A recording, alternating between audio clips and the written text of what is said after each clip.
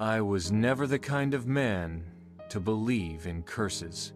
I used to laugh at people who swore that objects could hold evil, that places could be haunted, that the past could reach out like a cold hand and strangle you in the present. I thought all of that was the stuff of movies, of stories people told around a campfire to scare each other before bed. But then I bought the mirror. I found it at an estate sale, tucked away in the corner of a dim old house.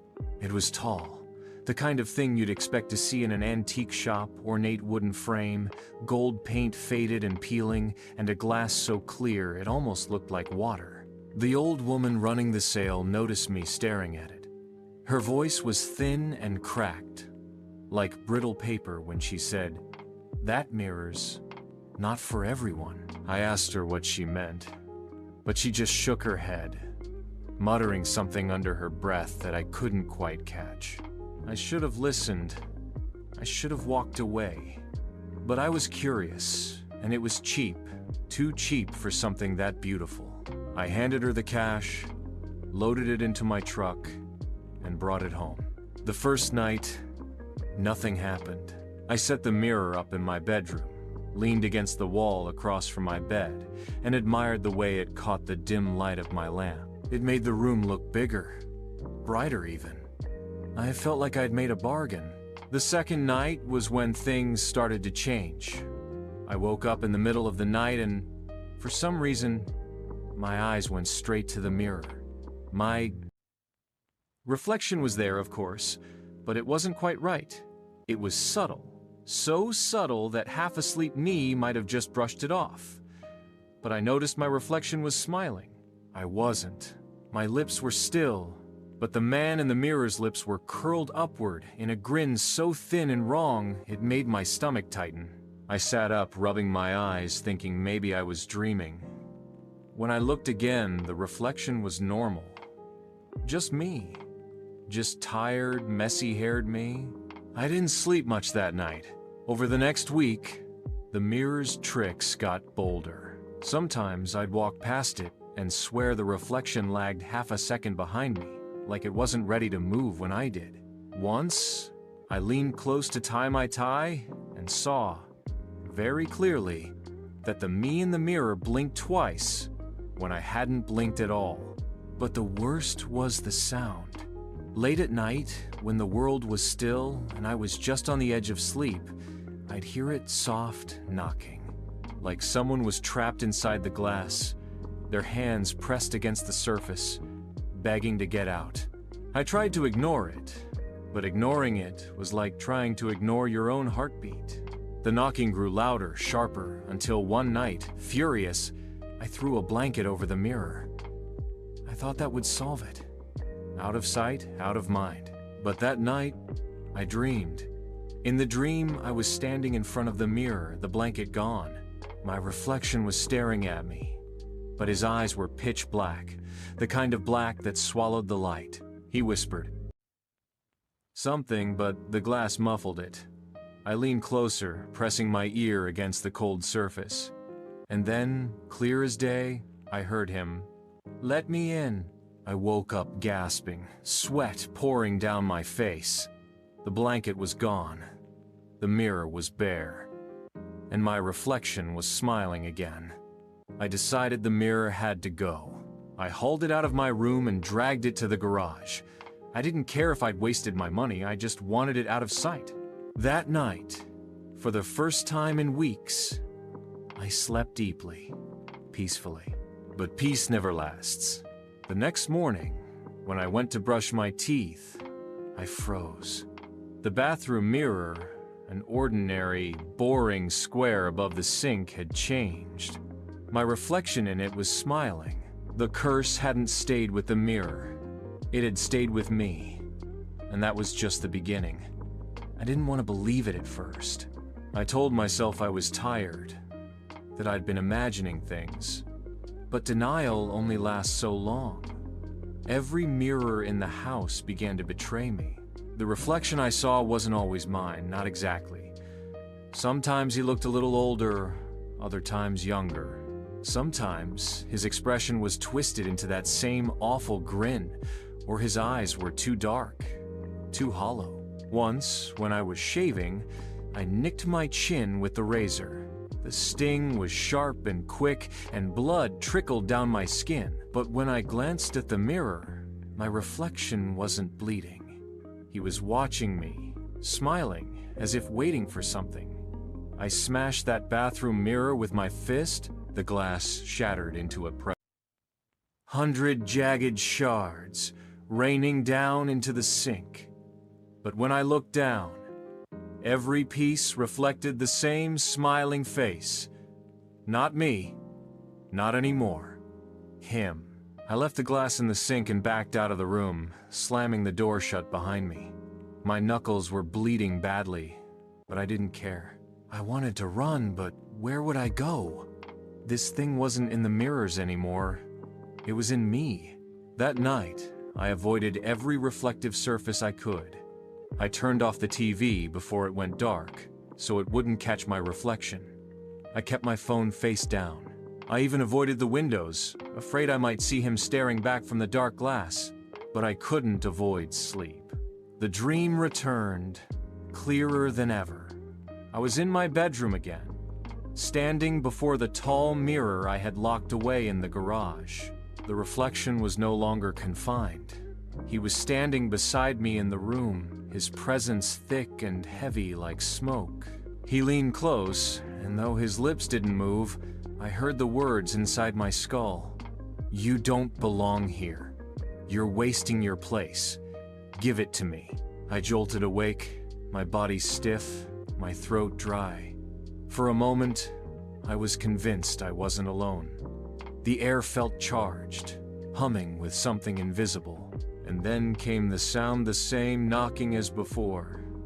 Only this time, it wasn't muffled behind glass. It was coming from inside the walls. 3 sharp raps, then silence. Another set of knocks. Closer, right behind my headboard. I scrambled out of bed and pressed my ear against the wall. Nothing. Just dead silence. I couldn't take it anymore. I grabbed my car keys, threw on a coat, and drove. I didn't even know where I was going. I just needed to get away. My hands shook on the wheel, my eyes darting to the rearview mirror again and again, waiting for the smile to appear. And it did. At first, it was just a flicker, his head tilted differently than mine. I blinked, and for a moment he was normal again. Then the smile spread, stretching wider and wider, until it didn't look human anymore. His teeth were long and jagged, filling the glass with a grin that promised nothing good. I slammed the mirror up with my hand, shattering it with a crack, and nearly drove off the road. By the time I pulled into a rest stop, I was shaking all over. A man at a vending machine stared at me like I was crazy, and maybe I was. But when I staggered into the restroom and looked into the scratched, filthy mirror above the sink, I knew I wasn't imagining it. My reflection wasn't there at all. The glass was empty. I stumbled back, my heart pounding.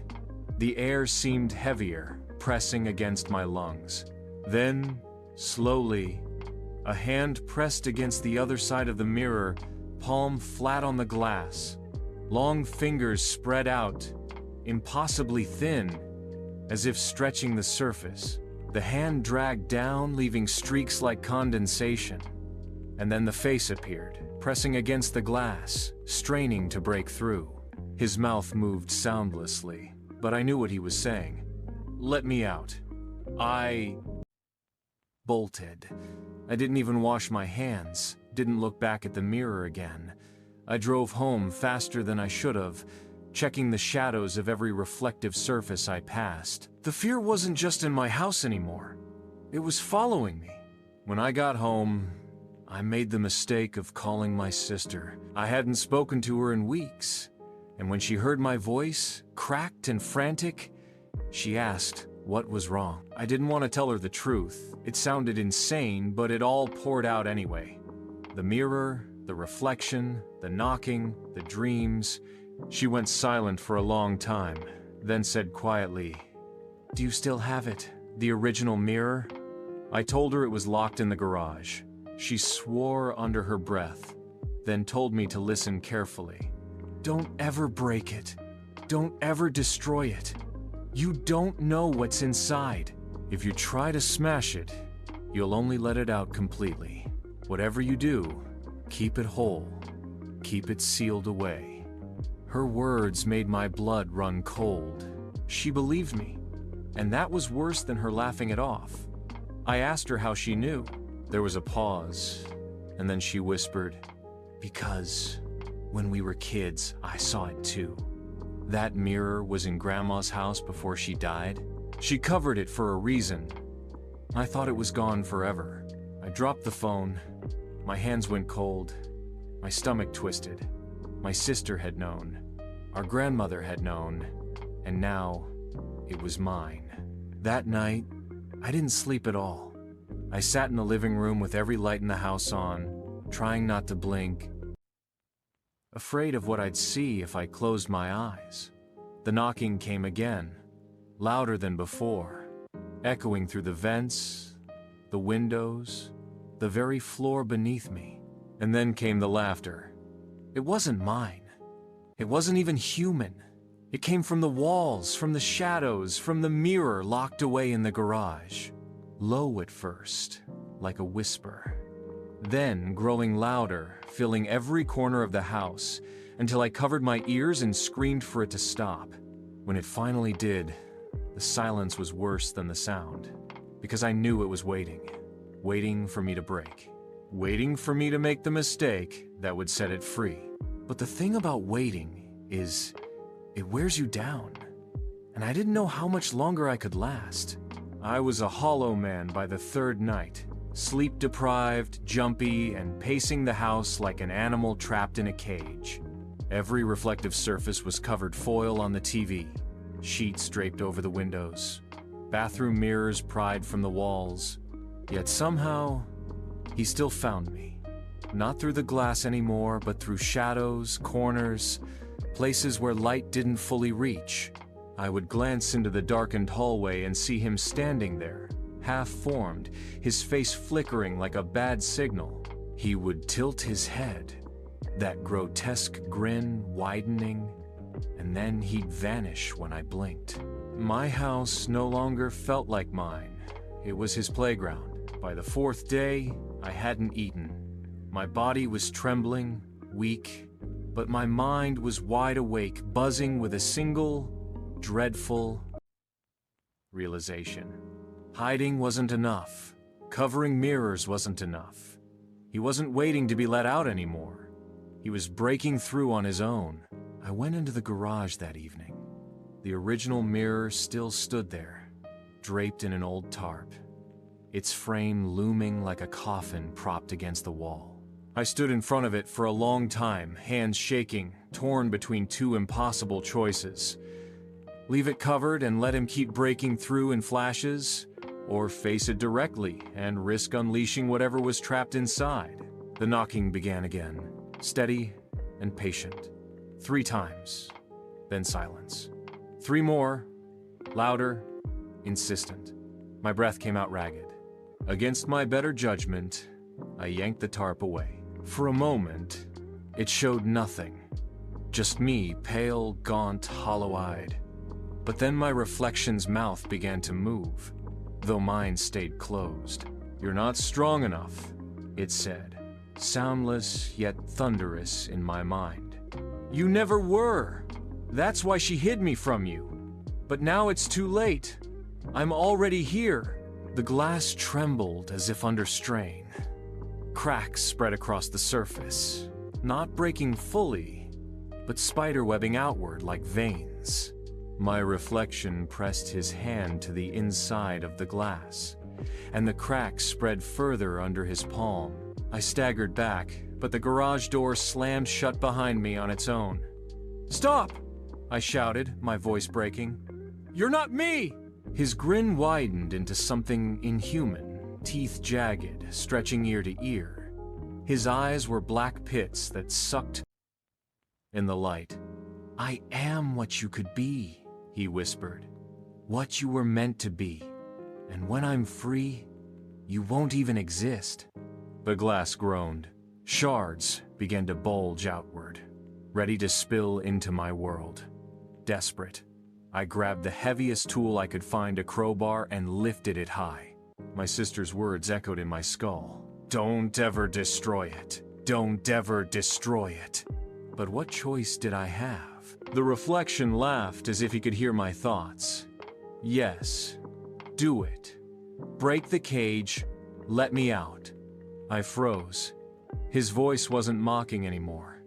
It was hungry, begging. And in that instant, I understood breaking the mirror wasn't the way to kill him. It was the way to release him. Instead, I dropped the crowbar and grabbed a roll of duct tape from the workbench. My hands worked frantically, sealing thick strips across the cracking glass. The reflection thrashed, pounding from the other side, screaming soundlessly as the tape spread. I layered it again and again, until the cracks were hidden beneath gray lines, until his face was no longer visible. The knocking continued, furious but muffled. When I finally stepped back, drenched in sweat, trembling, the garage was silent. For the first time in days, I couldn't hear him. I left the mirror there, taped and tarped, bolted the garage shut, and tried to breathe again. But peace never lasts. That night, as I lay in bed, too exhausted to stay awake, I dreamed again. Only this time, I wasn't in my house. I was in an endless black void. Standing on glass, my reflection stood across from me, no longer behind anything, no longer confined. He looked just like me now, same tired eyes, same hollow face. I'll wait, he said softly. You'll slip one day, and when you do, I'll be ready. I woke up with tears on my face, heart pounding so hard it hurt. The house was quiet, no knocking, no laughter, but I couldn't shake his words. Even though, days later, I feel it, in every shadow, in every flicker of glass. He's not gone, he's never gone. I don't know how long I can hold out. But if you're hearing this, if you've ever felt something staring back from the mirror when you know you're alone, cover it. Don't break it. Don't trust it. And whatever you do, don't smile back.